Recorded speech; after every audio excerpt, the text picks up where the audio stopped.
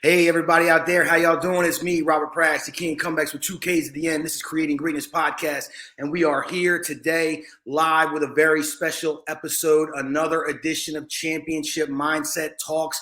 This is round 3. You know, we did the round 1 with Cam and CL. We did round 2, shadow boxing, and now we are here, the Championship Mindset Talks, a talk that is based around the principle of iron sharpening iron, men working together to lift each other up, encouraging each other to be better.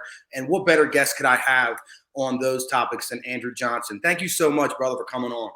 Anytime, my brother. Awesome, man. So me and Andrew have a history. We were working together a little bit on a live streaming app called Wisdom, and we started linking up and talking about a lot of exciting things. He had me on his podcast, and very early on in our relationship, I realized he sort of was a high-driven, righteous, just male that was preaching a lot of the similar things that I am. So if you could, Andrew, give me a little insight into your vision, into the podcast, and why you created this podcast, and what your main message is with it. Sure. I started. Well, let me do a little quick backstory on it. Wasn't even thinking about ever doing a podcast at all because I did a lot of talks in the community. So one person came up to me out of the blue one day and he says, "Hey, you should start up a podcast." And I was like, I listened to them, but I don't know if I have the time or want to put in the work and the effort. And then another person said the exact same thing, literally like less than a week later, on a totally separate a totally separate situation. So I was like, maybe there's something to it. So I did some research and started doing it. And I said, well, if I'm going to start a podcast, I want to make sure that it, is helping young men, or when I say young men, I'm basically saying men who are adults and up. So when I'm saying basically, if I was to put an age on it, I'd probably say 18, 19, all the way up to, 45, 50-ish. So when I started it, my initial thing was because I have 2 sons and they are still in the home. So I said, if something was to happen to me, because I'm an older dad. So I said, if something was ever to happen to me, at least, there would be a recording of what I would expect my children to do as far as how to treat women, as far as what is expected of them to be a man, what they need to do to be successful, what it is that I was sort of like putting together a blueprint with every episode, not realizing it initially, but I was like, if I can do this, and if they'll be able to hear my voice, if something was to ever happen to me, God forbid. So I was just like, let me just go ahead and put this out here and see if the universe is attracted to it. So I start to get a little bit of buzz and people start to like it. So I says, well, I put out an episode every week. And then until people stop listening to it is when I'll stop recording them.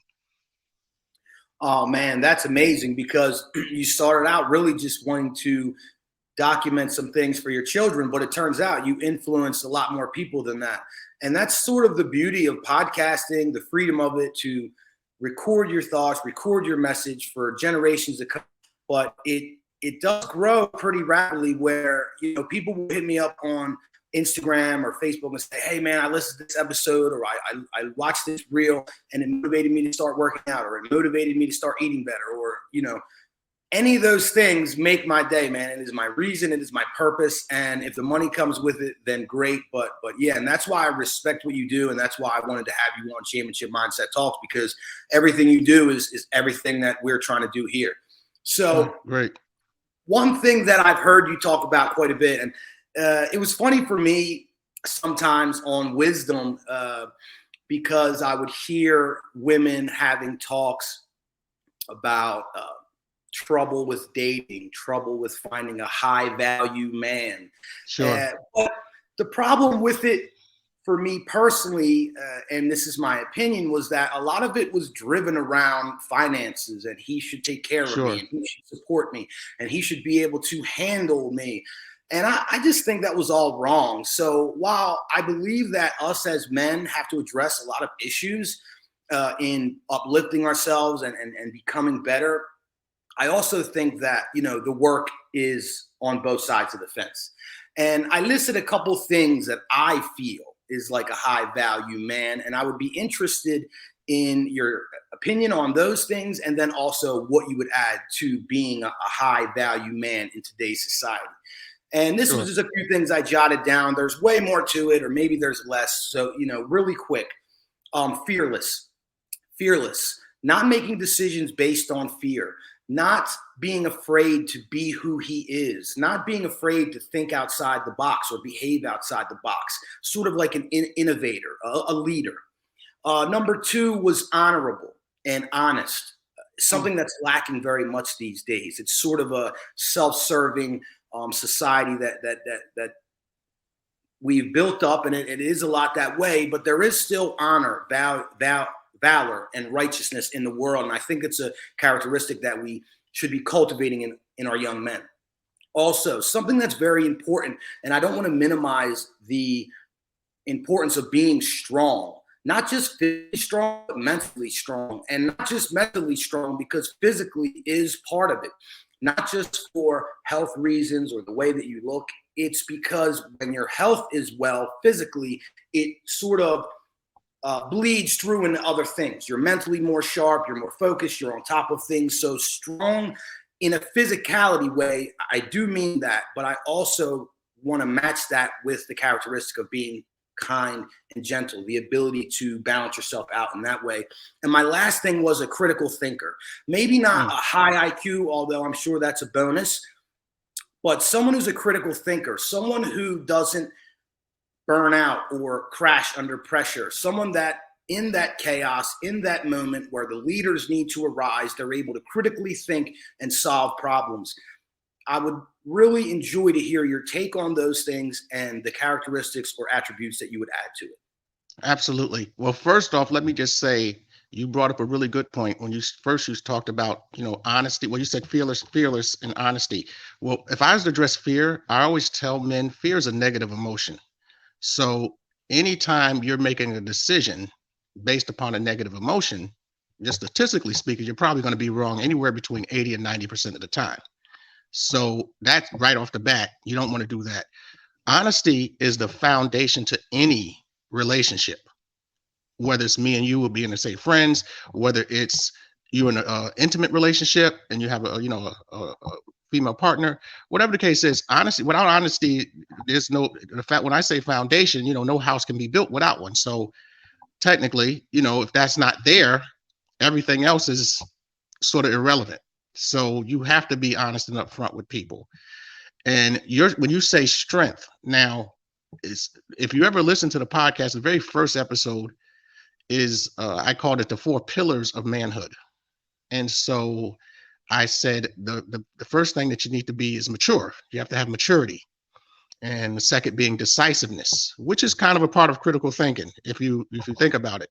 Meaning, don't be afraid to make a decision. You just make the decision, and if you base it upon all of your past experience and your knowledge. And generally speaking, you'll be right a majority of the time. So just being decisive in your decision making. The other thing is the third one is strength. And so you talked about strength. Strength is not just the physical. It's not just to be, there's always going to be somebody out there bigger, badder, and stronger than you. So it doesn't have to do with physical strength. Physical strength is just a piece to a puzzle. So when you mention kindness, kindness is a part of strength. So if I was to tell you a good definition that I like to use for kindness is I'm taking something that I have or that I have a skill set in or that I'm very good at, and I'm loaning it to you who you don't have it. Now, as you have a choice at that point, either you can take advantage of my kindness or you can appreciate my kindness and continue to get more of it. That's how kindness is broken down. Unfortunately, in our society today, we view kindness as a weakness, which is counterintuitive to what it really is. So that's why people sometimes don't have the results that they have. And the last thing that I talk about with that four pillars is consistency. So as a man, we have to be consistent. I can't sit up here and tell you if I'm inconsistent in my behavior, if I'm inconsistent in my discipline, if I'm inconsistent in all the things, if I'm doing the exact opposite of what I'm telling my children to do, I'm inconsistent. If I'm in a marriage and I'm doing things that are sporadic, not on time, just If I'm, supporting my household, I'm sporadically working here and there, going from one job to another. I'm not providing a level of consistency. And without consistency, it can lead to chaos in a household. So those four things are the things that I would definitely tell people. If as for a man, those are the four things that you should strive to become. Because once you become those four things, everything else kind of falls into place. So if you're displaying those four things, the maturity, decisiveness, strength, and consistency, everything will just fall into place. You don't really have to do a whole lot. I mean, after that point, because it's sort of like everything else. If something does happen, it's very easily correctable. And I put it to you like that. No, it makes a lot of sense because you're building that foundation, you're building that structure. That's why you named it the pillars. Yes, Because when absolutely. things go awry, when things get chaotic and life gets stressful, you can always fall back on your foundation and your structure. I think that's why it's so important that I train because and I practice, and we as men should train and practice whatever our craft is, whether it be reading or writing or music or exercise. Because when things get crazy, we're always going to fall back on our practices and our training and our structure, and that's what you're building there with your podcast and those four pillars. And that's why I asked you, because I knew you would have valuable additions to what I have. Sure. So moving on, a big thing that you talk about in your podcast is relationships and marriage. Yes. And I feel like in today's society, uh, the importance of healthy, strong relationships and even moving further into marriage is sort of minimized. We have uh, a man culture. When I was growing up, it was the player and being with Sure. multiple partners and all that, and that's still sort of glamorized in certain male circles. And then with the females, I think you have a lot of strong, independent women, and I find that to be amazing and great. But I don't think that it encompasses the complete view. My woman is strong and independent and could do a lot of things without me, and I am also a strong and independent man. But we were able to build an amazing life together. And it's one that we never would have been able to build apart. And another thing that an amazing partner does is helps you grow and evolve and get better, especially if you choose wisely. Like, for instance, me and my wife call each other on our BS. If we're slacking, if we're not eating right, if we're not making the right decisions, if we're doing anything that doesn't support the best self, man, my wife let me know in a kind way. And I try to do the same for her in an encouraging way. And because of this sort of back and forth, man, we have really been able to skyrocket our emotional wellness, our spiritual soundness, our financial freedom. Our physical health has improved, all because we work together as a team.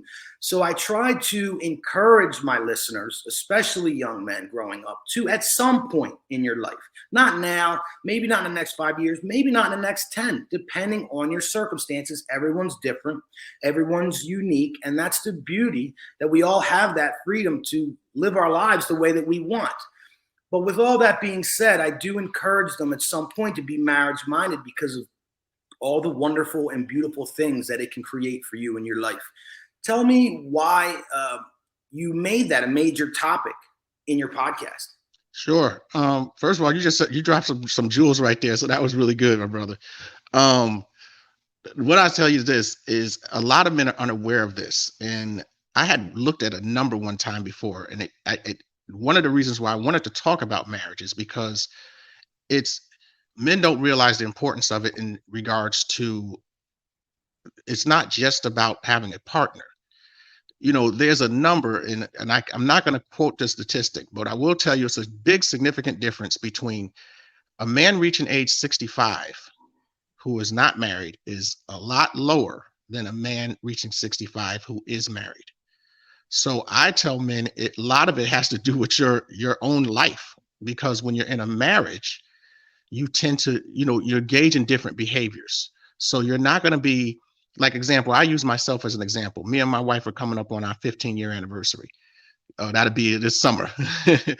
So what I tell people is that before I met my wife, I wasn't really, I'm not a cook. So you could imagine what I was eating basically. So when she came along, and she's a great cook. So when she came along, I'm getting, a great hot cooked meal every night, pretty much for dinner.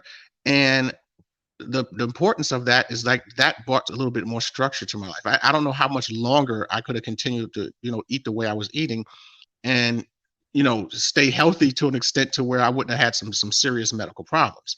So she came along and fixed that. On a financial side, I was more of the financial guy. So, I came in and helped her in that regard. So when you were discussing, about your wife and how y'all do things, you start to see that where one person isn't great at something, another person is good at the other thing, and you just kind of mix it together, and you come up with chemistry, and you come up with something that could last a lifetime. So that was the first reason why I started to do it, is just because I was my thing was I just wanted men to live longer. Mm. That was number one. But number two is that there's a couple other things. The next thing is that as a man, if you want to have children, you want to have offspring, there's a right and a wrong way to do certain things. Now, right now in our society, we have the children first and then get married sometimes. So I was like, well, let's do it. Let's do it the right way. Let's get married and then have the children, so that I always, one of the most important things a dad can do in his child's life is to simply be in the home, is to be there. So if you're not in the household, and you have multiple children by multiple women, you can't be in all households at the same time.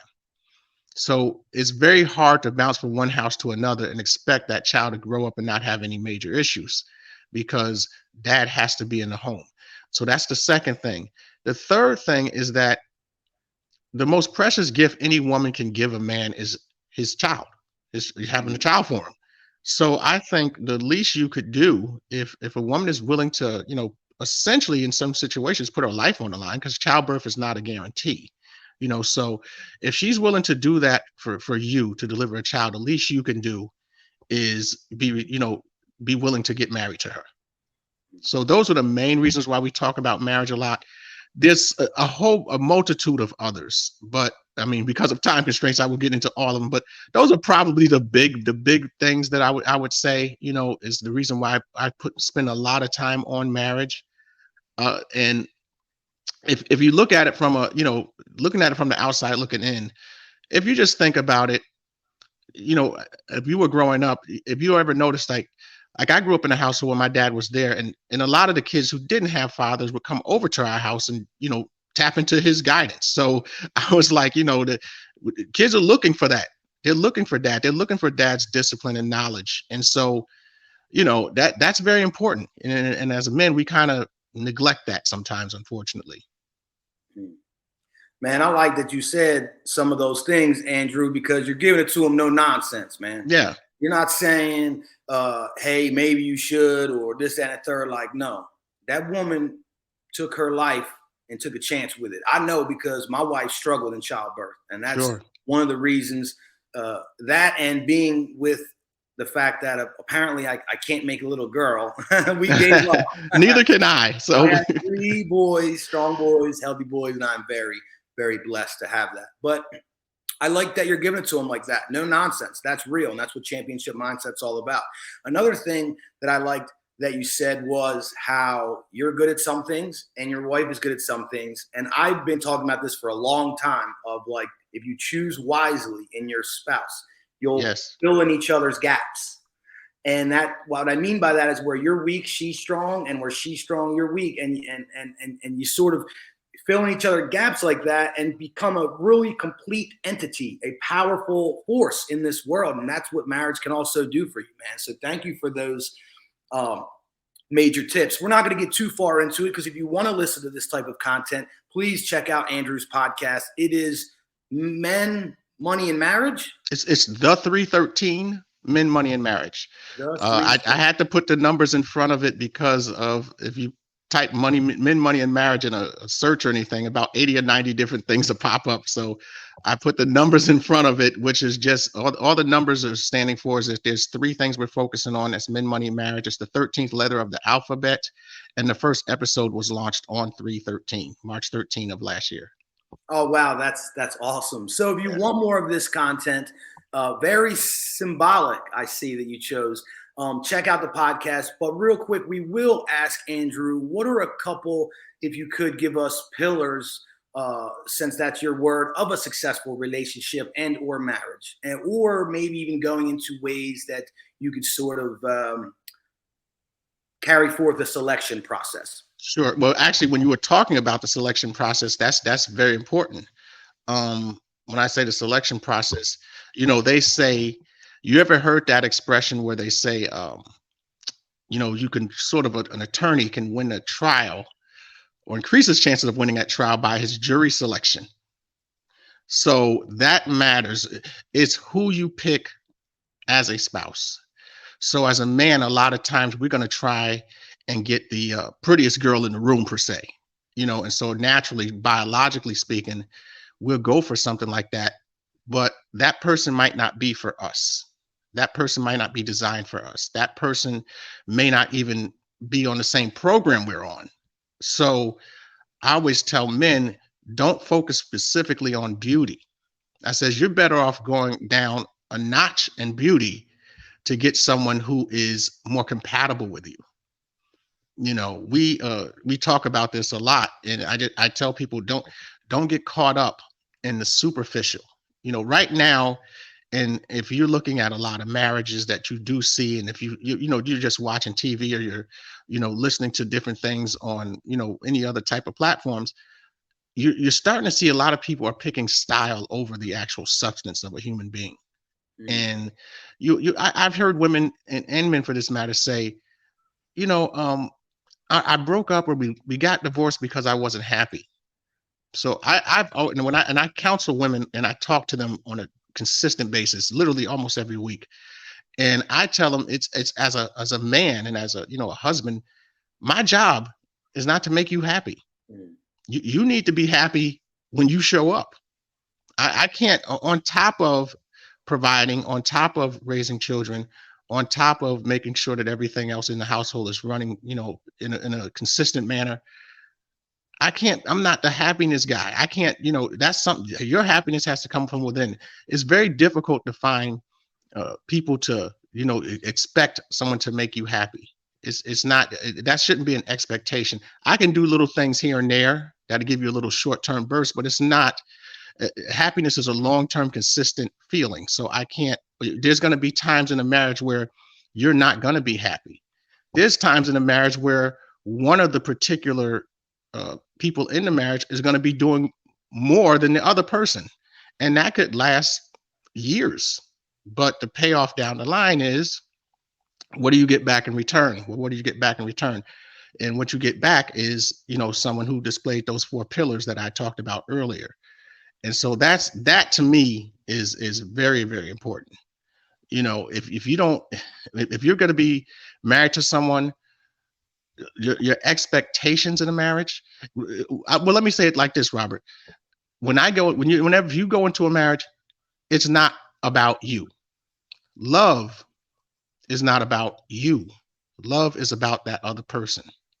So what am I doing to make this other person's life better? What am I doing to increase their spiritual growth?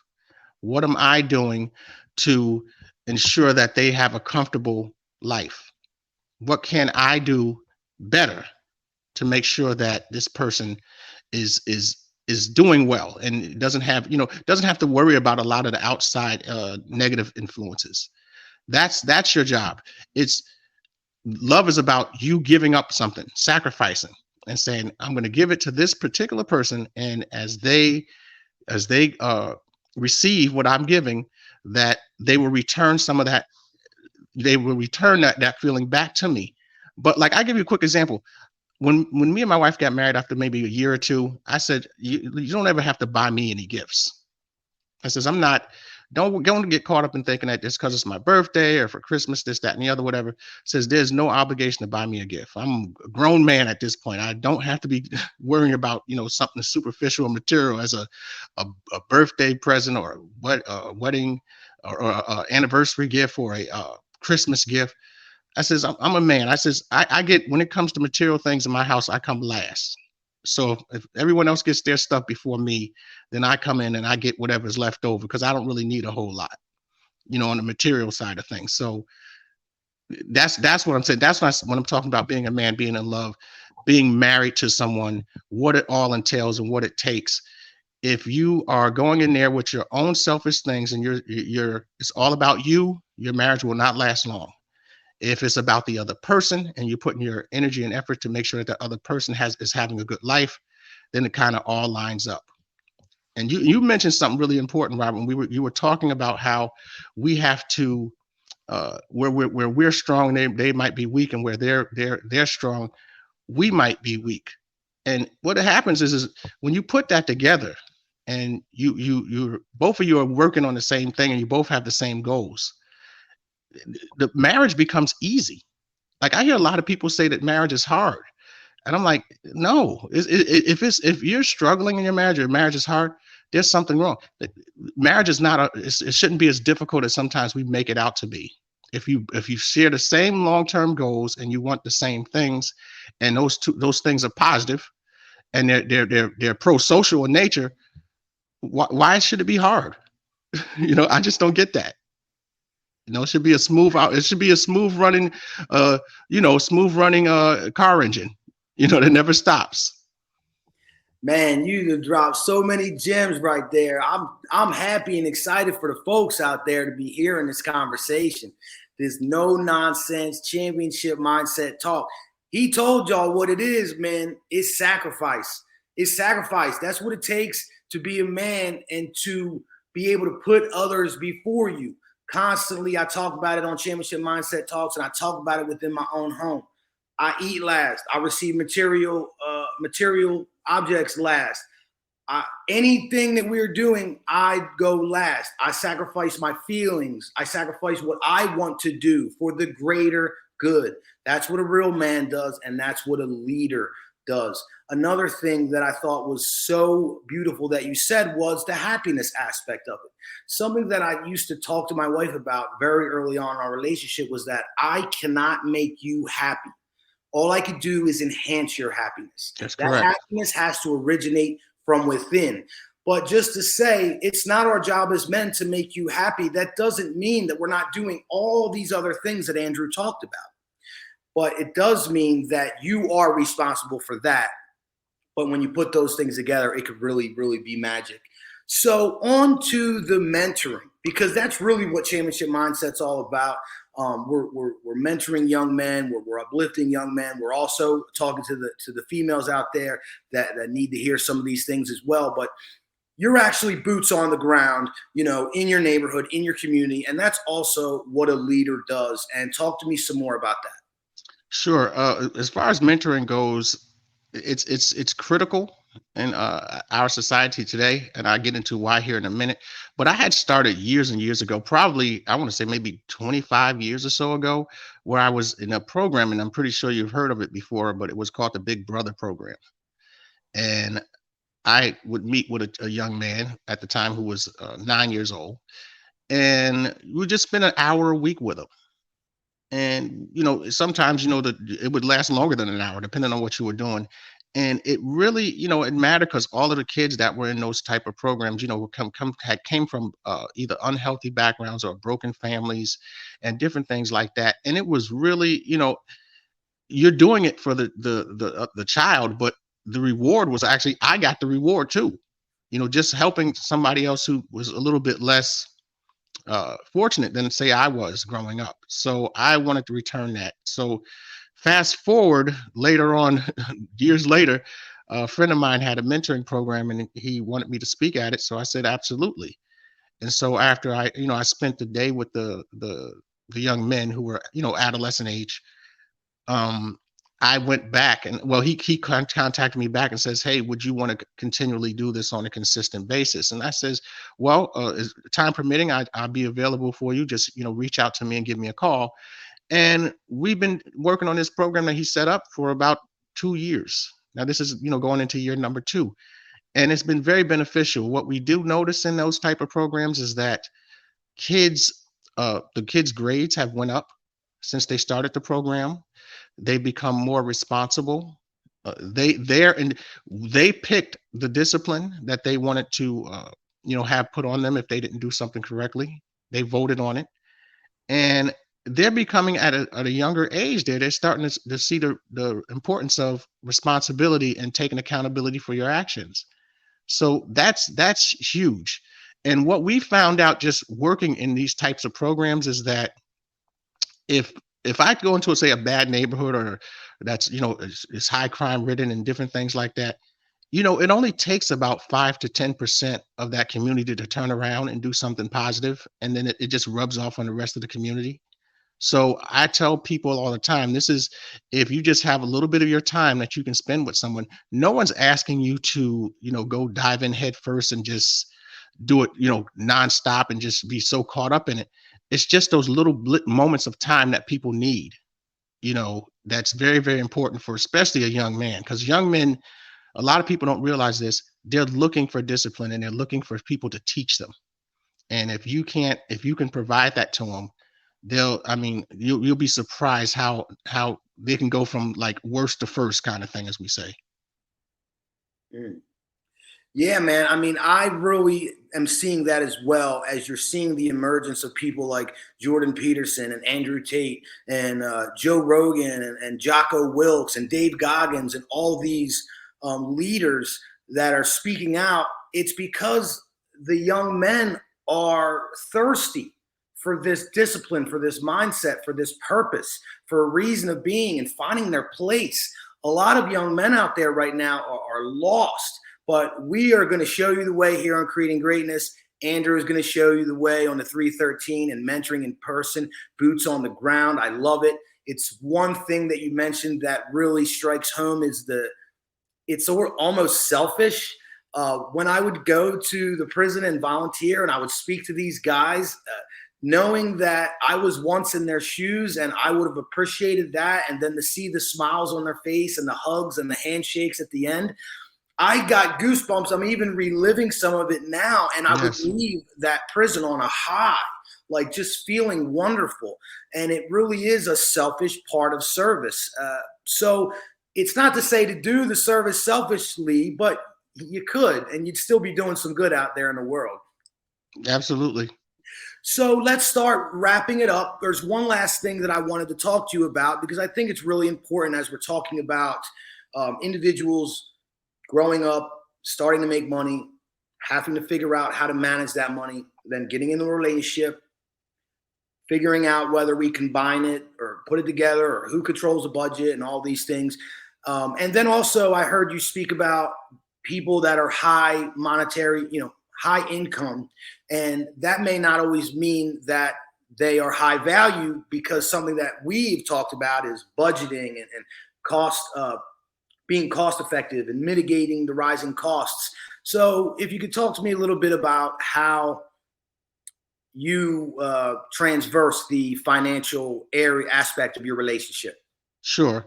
Well, before I get to the relationship part, I just say I'm not a financial advisor by any sorts, but what I will tell you is I am self-taught, and I taught myself how to manage my own money, and I've been doing that for 25 years, just doing it myself. And what I will tell you is that it doesn't take a lot of money to be successful and have, and be very successful financially. One thing that we talked about, I did a episode where I brought a financial advisor on, and we just talked about, women ideally like to have a man who's making six figures. But when you run the numbers and you start to look at it, almost 20% of the men out here who are earning that much, and there's only 10% of the US population who even earn six figures and up, of those 10%, 20% of them live check to check. So why are you chasing after a number? It's just a number. It's the person. Majority of people who can become a quote unquote millionaire, or be develop enough assets to be classified as a millionaire, generally don't make more than between $50 and $74,000 a year. So it's not necessarily about the actual number. It's about you developing positive habits and consistency again, saving enough money each month and doing it automatically, and reinvesting everything that you have accumulated. You start at a smaller number and you work your way up. Why do we teach this to young men anywhere between, like I said, as adulthood up to, a certain age? The younger you start, the more money you accumulate. So if you start at a young age, say in your early 20s, every dollar you save as you get older, by the time you get to retirement age, is worth $80. So for every $1 you save at, say, age 20, 21, is worth $80 by the time you retire. So any little bit that you put in there, whether it's $1, $100 or whatever, just look at it from that standpoint. Because what's the difference of waiting? Let's say you don't start to take investing and saving money seriously. By the time you turn 40, that $1 that you're saving, by the time you reach retirement age, is only going to be worth about 5 or 6. So look at the big difference just by waiting. So the earlier you start, the better. So we spend a lot of time on different episodes pertaining to why the financial aspect of it is important. Another thing is, anytime you look at divorce statistics, literally money and finances is either number 1, 2, or 3 in every single one that I've ever looked at. And why is that the case? Because no one has taught. There's no K through 12 personal finance classes. There just isn't. So we have to learn this stuff as we become adults. So my thing is, why not teach people now just some of the basics, so that when they become adults, they'll know how to, navigate through the world financially. Here's another really quick statistic for you, Rob, just to let you know. Literally, almost half, pretty much one half of the U.S. population cannot afford a $1,000 repair on anything. So if they didn't have, they literally cannot afford to pay for a $1,000 repair, and they either are going to have to charge it, or they're not going to be able to afford to get it taken care of. So if you have a washer and dryer or something that goes out, a refrigerator or something, half of the country cannot afford to buy a brand new one unless they use credit. So that right there should tell you how important it is to make sure that your finances is in order. Because you don't want to be that person that always has to ask someone to borrow money or different things like that. Because I don't want to be the person that has to always loan it to you. So the person that has to tell you no. Yeah, or I'd be the person that has to tell you no, exactly. Because I don't mind saying no when it's not in my best interest in that regard. So, and it's very important for people to understand that if you don't have your if you're a man and you're going to call yourself the head of your own household, if you don't have your finances in order and you don't know how to budget, like Rob came on and he talked about the importance of having a budget. If you don't put those things first and foremost into your household, it's going to just come crumbling down. Because the second, there's a saying that, if you're arguing about money twice a week in your marriage, you have about a 35% chance of getting divorced. So if you don't have that financial thing sort of in place, and then, and have a system in place to where even if something bad happens, you're prepared, it's going to be your marriage is always going to feel like you're on a roller coaster. So that's why we spend a lot of that time. And we want young men to understand that if you're going to be having that title as being, I'm a dad, I'm a husband, I'm a leader, and all these different things, you better be able to have some knowledge on learning how to manage and budget and keep your financial house in order.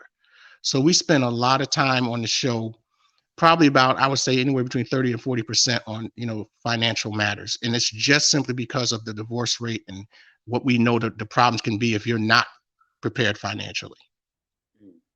And that's why it's so important to teach these young men young, because a lot of times you see as people scale and make more money, they just spend more money. Yes. They start to accumulate vices and extravagant habits and debt and all these things, to where, like you said, a person making 6 figures, they could be in more debt than, a person that makes $50,000 a year. So it is more important to be financially sound and budget and make the right decisions for multiple reasons. As you're scaling, you're able to manage and live below your means and create assets rather than debt. And then for the other reason, like you said, that's the main reason people are arguing and getting divorced. So definitely applaud you for that. And once again, check out the podcast for all these fire gems for young men and young adults, period. Andrew, is there anything you want to say out there to the people before we call this episode a wrap? Sure. Robert, first of all, I just want to say thank you to you for inviting me on. And I also want to say thank you for even coming on my podcast first. And then just, Rob didn't tell you about on the Wisdom Map was that I had came on and I thought I dropped some gems and I was like, yeah, everyone was giving me the applause and everything. And Rob followed me and he destroyed me on that thing. He was dropping so many gems. And let me tell you what, after I heard him, I said, I don't know who this dude is. I says, but I got to get in touch with him. I says, because there's something there. I says, this guy is magical. So I reached out to you and I'm so glad I did, because what you're doing here is so important, and you're definitely a blessing. And, so anytime you need me, just come on and holler at me and I'll be available. I do like what you did with the championship. I listened to one of the episodes and I says, oh, this is perfect. So I remember I reached out to you and I says, yes, if you got a moment, I wouldn't mind coming on. So I want to say thank you to you first. To the rest of the audience, I just want to say, continue to listen to content like what Rob is offering and what I'm offering, because the whole goal of it is just to make you do better and make you be a better person and make sure that you have everything, make sure that your house is in order. So we're all good when everything is going well, but how do we respond when disaster strikes? That is the true definition of a man. When something bad happens, do they panic? Do they do what Rob said earlier about the fear aspect of it? These are things that we're trying to show men of all ages, for that matter, what not to do. So if you can, continue to support us, and it's very, very important. So that's what I would leave with the audience.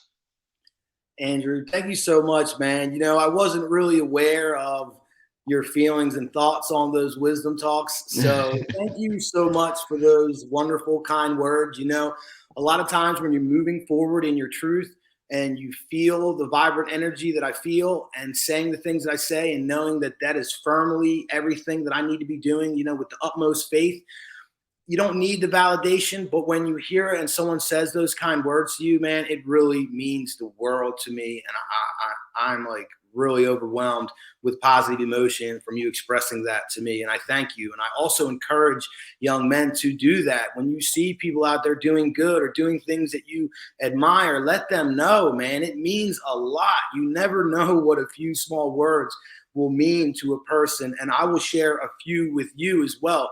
I heard you on Wisdom Talk. You motivated me to join that conversation because of the gems that you were dropping, brother. Okay. And when I start this championship mindset talk, I want to tell you something.